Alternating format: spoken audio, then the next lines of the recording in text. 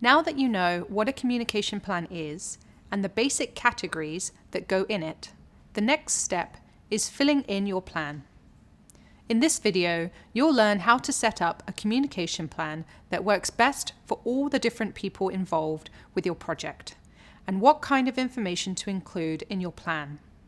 Things like who needs to be involved in the project communication, what's the best way to communicate, why are you communicating, and how often should you communicate. There are a few key benefits to planning your communications up front. Creating a communication plan helps improve the overall effectiveness of communication, keeps people engaged and motivated throughout the project, and gets stakeholders involved in effective conversations. Let's try building a sample communication plan so you can see how it helps with managing the different aspects of project communication. We'll continue with the Office Green Plant Pals project. Here's an example of a basic communication plan using a spreadsheet. Before anything else, think about what types of communication you'll be using throughout your project. Feel free to refer back to your RACI chart and stakeholder map, which are tools that will help you figure out what type of communication might work best for each person, group, or role. In this example, let's say the stakeholders are busy senior executives who may not need day-to-day details. So instead of daily meetings, it's better to send a newsletter that summarizes key milestones and project progress to date. Let's type that in. The core team, on the other hand, may benefit from a daily stand-up, which is a daily meeting designed to bring everyone up to date on key information. Here, each team member briefly describes any completed work and any barriers that stand in their way. This is common in agile project management, as it helps the team stay coordinated and move quickly throughout the project. So, we will go ahead and enter daily stand-ups in this row. But sometimes, daily meetings aren't possible for given time zone restrictions or other obligations. Don't worry, there are other ways to keep communication flowing. For example, the project team that created this program had daily email status updates for the whole team to report which action items were being worked on for the day. They also used a project tracker for tasks and milestones to make sure everyone's on the same page. Next up, think about who needs to receive information about your project. These are the communication recipients. It helps to look back to the stakeholder map and RACI chart again. Ask yourself, who needs to be heavily involved in the details? Who has high interest in the project? Who needs only to be informed of major milestones? I already mentioned that key stakeholders would be receiving a monthly newsletter, so I'll type that in now. Also, we know that the core team will be participating in daily stand-ups, so I'll add that in as well. Excellent. We're moving right along. Next up in recipients are the project subgroups for marketing, procurement, and product development. Let's add separate meetings in for each of those groups in addition to the core team meetings. Since those subgroups are not part of the core team, you might only want to meet with them weekly instead of every day. Let's add weekly check-in to each of these. Great. Another best practice is to list contact information and time zones in your communication plan. That way, you know when people are available for communicating. Let's add that in. Feel free to hide this column, since it contains sensitive information about people involved in your project. There are other ways to list contact information privately and link it for easy reference. I'll teach you how to do that in another video. If you're having trouble deciding which type of communication to use, one way to help you choose is by thinking about the frequency. As I mentioned earlier, a senior stakeholder probably won't be able to attend daily meetings, and they don't need every piece of information. Instead, you can communicate with a senior stakeholder on a weekly or monthly basis, and you can focus on high-level status updates like overall progress, recent wins or milestones reached, and current metrics. In this case, let's send out the project newsletter once a month. If you're unsure, it's always great to ask senior stakeholders which method of communication works best for them.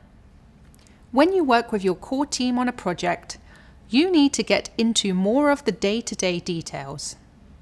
Check in regularly and ask how everything is going, how they're doing on tasks, and do they need your help with anything. Adding a daily meeting for your core team and a weekly meeting for the subgroups. Let's make that happen. Great.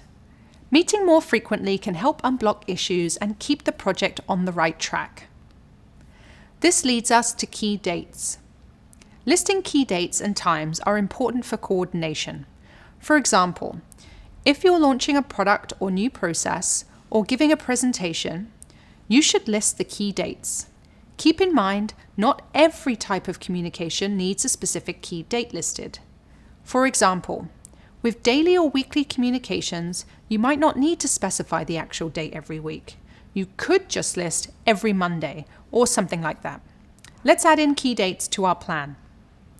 For the monthly newsletter, let's send that on the first Monday of every month. Let's schedule the daily stand-ups at noon. And the weekly check-ins are on Wednesdays at 2, 3, and 4 o'clock.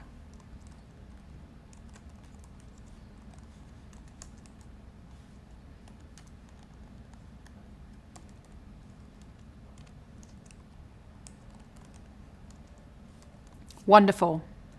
Now let's talk about delivery methods, like email, in-person, and virtual meetings.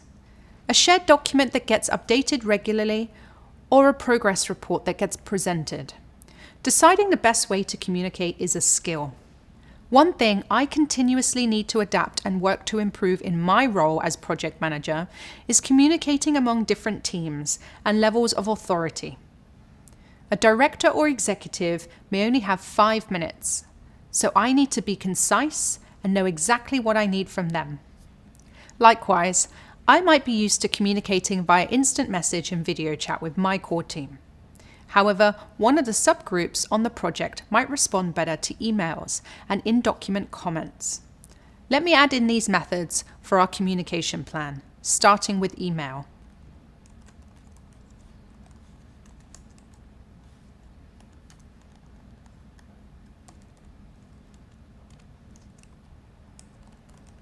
Emails are a very common way to get people in sync, but write too much and you may lose your audience. After all, no one really wants to read a 2-page email. One way to get around this is by adding a note at the top of your email. This will alert readers that some details of a long email may not be relevant to them. With this kind of email, lead with key points and action items, limited to 2 to 3 sentences. Then include a longer section at the bottom for those who want or need additional details. The goal of communicating is getting your point across effectively. So think carefully about what you need to accomplish with each type of communication. For high-level stakeholders in particular, I'm constantly trying to answer, so what? Why should they care about my project? The same goes for my core team. What information is going to help make sure they complete tasks on time and stay motivated? Thinking about these questions helps me focus on the most important bits of information to share. So let's fill this in the communication plan. The goal of the monthly newsletter for stakeholders is to give a status update overview. Great. And goals for the daily stand-ups with the core team would be to report progress updates, blockers, and determining next steps. So let's add those in as well. All set. Next, you need to make sure you're able to reach everyone you need to communicate with.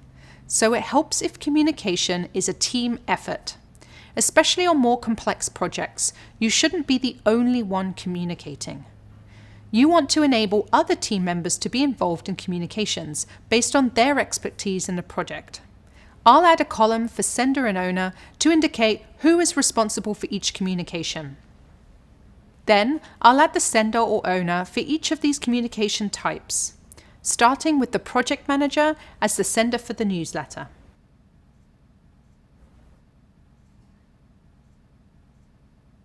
Great, and we are all done. Keep in mind, it's always a good idea to check in with everyone to make sure communications meet their needs. Everyone absorbs information differently. What works best for you doesn't always work best for others. Some people are more visual and want to see charts and graphs. Some people might prefer to listen to information through a presentation or a meeting. Some people may want to review and analyze information on their own first and then speak with someone about what they've read. So, if you're only presenting information in just one or two ways, you risk engaging some people but not others.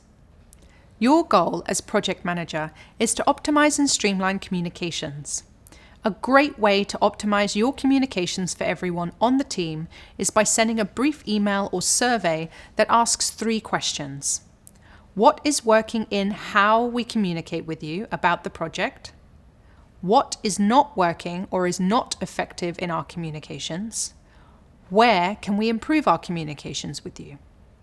This will give you plenty of useful information on how you can adapt the communication style to cater to each team member. Communication plans contain a lot of important information, and there are so many different ways to set one up, depending on the size of your team and the needs of your project. Whichever system you choose to use, the most important thing is to make sure your communication plan clearly identifies who needs to be involved in project communication, what methods are being used to communicate, why are you communicating, and how often you are communicating. So that wraps up our discussion on how to effectively fill in a communication plan. In the next video, I'll share with you some best practices for documenting all the information you and your team will be communicating throughout the project. See you in a bit.